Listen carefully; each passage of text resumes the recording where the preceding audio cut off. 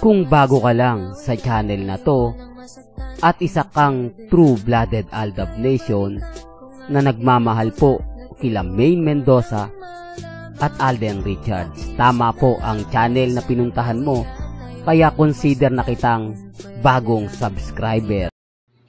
Welcome back mga kaaldab. Ito na naman po ang inyong lingkod, si Mr. Destiny. At siyempre magbibigay tayo ng pinakamagandang update po ngayon sa social media. Ito yung pinaka-latest na naman na post ni Alden Richards na pag-uusapan nga po natin at kay May Polkerson. Maraming mga katanungan na iisa-isahin po natin yan mga kaaldab. Bakit nga po ba wala pa ring update kay May? Bakit nga po ba walang post, wala man lang ganap, hindi man lang nagpaparamdam, o walang, kumbaga masasabi natin na yung tipong hahanapin, yung tipong may naghahanap at nagre-reply. Gaya po na sinasabi ko sa inyo, si Mengay wala talagang pakialam, di po ba? Pero bago yan, dito muna tayo sa latest post ni Alden Richards. Pansin niyo po ba yung post ni Alden? Di po ba? Laging wala si Mama Ten. Kaya yung iba nagdududa na baka nga naman talaga totoo ang sinasabi ng Aldab Nation na si Mama Ten ang kasama ni Maine Polkerson na nag-aalaga kina Baby Teo at Playmate. Oops, issue na naman yan, Mr. Destiny. Alam mo kaya ka nababash eh. Kaya ka lagi na pag-iinitan ng mga Armin at Alden fanatics. Lalo na po yung cut din. Speaking of cut din, basag po sila. Wala na pong cut din, marami na pong nag-boycott. Marami ng fans ang nainis, naasar. Nilinlang lang daw po sila nila Catherine at ni Alden Richards. Ginamit lang daw po sila para lang daw po na mag-hype at suportahan ang Hello Love Again. Totoo naman po. Yun naman po talaga yung purpose ni na Alden at ni Catherine para mag-click ang pelikula ng Hello Love Again. Kasi kung titignan nyo po, dollar po o milyon po yung ginastos. Di po ba? Yung ticket lang po back and forth ng mga staff, crew ng movie ng Hello Love Again Magkano yung budget niyan? Tapos per day pa po yan. Di po ba? Bukod sa sahod po nila, lahat po ng mga magagastos nila kumbaga sagot ng producer para po sa pelikulang Hello Love Again. Saan mo kukunin yun? Saan mo babawiin yun? Siyempre sa mga manonood. Kung wala nga namang manonood, paano mo maibabalik? Paano may kita mo yung profit? Di po ba? Yun po yung pinapaliwanag ko na hindi nila nagigets at hindi nila naiintindihan. Sinasabi kasi nila na okay na yon, magkakaroon nga ng ganito ganyan, yung mga kilig moments, tapos pinahype pa ng mga ilang Alden fanatics at yung mga cut din, yun na, nagtrending na, pinag-usapan, pinagpiestahan. Ngayon, binabas nila si Alden, binabas nila si Catherine. Di po ba? Ito naman po, maaga pa lang pinaliwanag ko na, maaga pa lang sinabi ko na wala nga po talagang cut din. Pero mapilit sila Di po ba? Hindi natin pinilit yan. Wala tayong, kumbaga umpisa pa lang pinaliwanag ko na yan. Kaya lang syempre, Aldab ako Naging bitter pa nga ako sa kanila. Iniinsulto ko daw po, sinisiraan si Alden, lalo na po daw si Catherine, tinatawag ko raw pong sakang, ganito ganyan. Alam niyo sa totoo lang po, sila naman po yung gumawa niyan Ako, nag-update lang kung ano lang po yung mga pinag-uusapan, napapanood ko, napapakinggan sa Instagram, sa Twitter, sa Facebook. Yun lang naman po yung binabalita ako Hindi po ba? Hindi, real talk to mga kaaldab. Well, bahala na po sila. Ang importante, basag po ngayon ang cut din. Well, balikan natin si Maine Polkerson. Walang post, walang ganap kahit po sa Instagram, sa Twitter, sa Facebook si Maine. Walang paramdam. Wala ring update o pagmamalasakit sa mga fans si Congressman Arjo at si Ibiang. Di po ba dapat isa po sila sa sumusuporta sa mga fans, o ibig sabihin isa po sila sa nagbibigay ng update sa mga fans.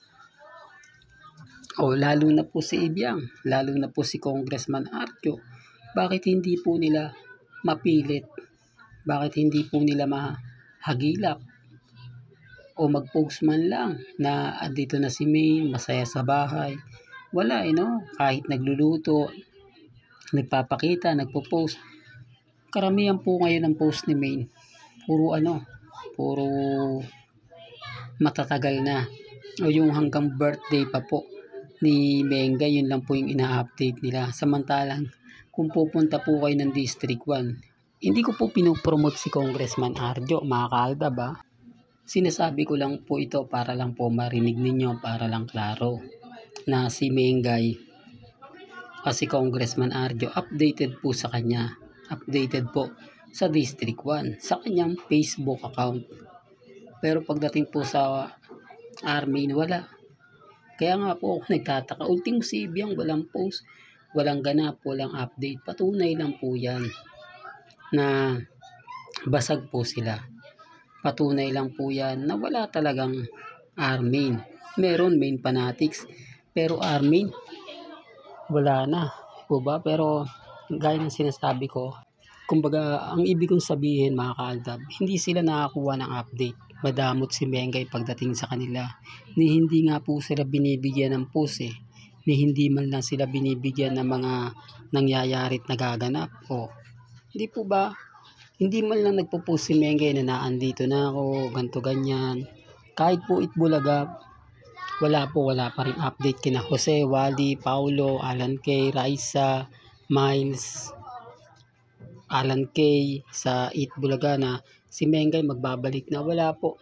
Bibiglayin lang po kayo niyan. Yung iba nga po nag-react baka kasama talaga si Alden Richards. Pagka lumabas yan, ako maraming magbibigti sa puno ng kamatis. Hindi, real talk to.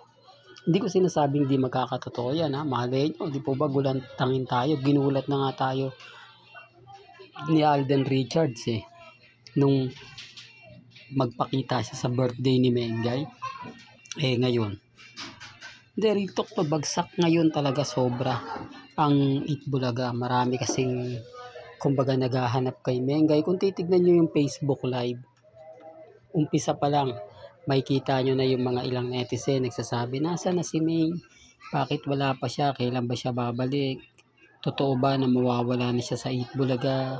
Ganito ganyan. Yung talagang marami nang nagtatanong, marami nang nagdududa na baka totoo nga naman daw po yung mga kumakalat, baka si Mengay talaga mawawala na sa Itbulaga dahil buntis, di po ba? Hindi nyo may iwasan yan, yung mga ganyan. Kumbaga sabi ko nga, yan yung tipo na talaga magte-trending kasi habang hindi po nagpapakita si Mengay, sari-sari na pong kwento yung lalabas. Hindi nyo na talaga mapipigilan yan, lalo na po sa YouTube, sa Facebook. Gagawa't gagawa na po sila ng issue para lang makakuha ng, ibig kong sabihin, mapag-usapan lang na baka yun nga yung totoo. Di po ba? Kaya sabi ko nga po sa inyo, huwag po kayong basta-basta maniniwala. Huwag po kayo basta-basta kumbaga magre-react sa mga pinopost nila. Tignan na lang po natin. Kasi yun naman po yung lagi kong sinasabi at lagi kong pinapaliwanag na bago po kayo mag-react, tignan nyo po muna kung ano yung mangyayari. Tignan natin kung totoo o hindi. Kasi mangyayari, lalabas at lalabas po si Maine. Hindi naman po pwedeng hindi yan magpakita. Di po ba? Kaya nga po natatawa ako dun sa mga nagre-react at nagko-komento Malay nyo, mga kaaldab, sa Sabado, nandyan na si Mengay. Wala makapagsasabi kasi hindi naman po siya nagpo-post, hindi naman siya nag-update. Kasi sabi ko nga, tignan nyo po muna yung magiging komento. Si Ibiang nga po si Congressman Arjo, hindi man lang po nagpaparamdam, hindi man lang ina-update yung mga fans Kaya antay lang po kayo. Kaya kung gusto nyo lang to mga latest, dito lang po kayo sa channel ni Mr. Destiny. Hanggang dito na lang po ang ating latest updates. Kaya kung gusto nyo pa po ng pinaka-latest at sariwang update, abay tumutok lang po kayo dito po sa channel ni Mr. Destiny para updated po kayo sa mga bago at sa mga latest na i-upload po natin maya-maya lang. Hanggang sa muli, salamat po sa panonood at pakikinig.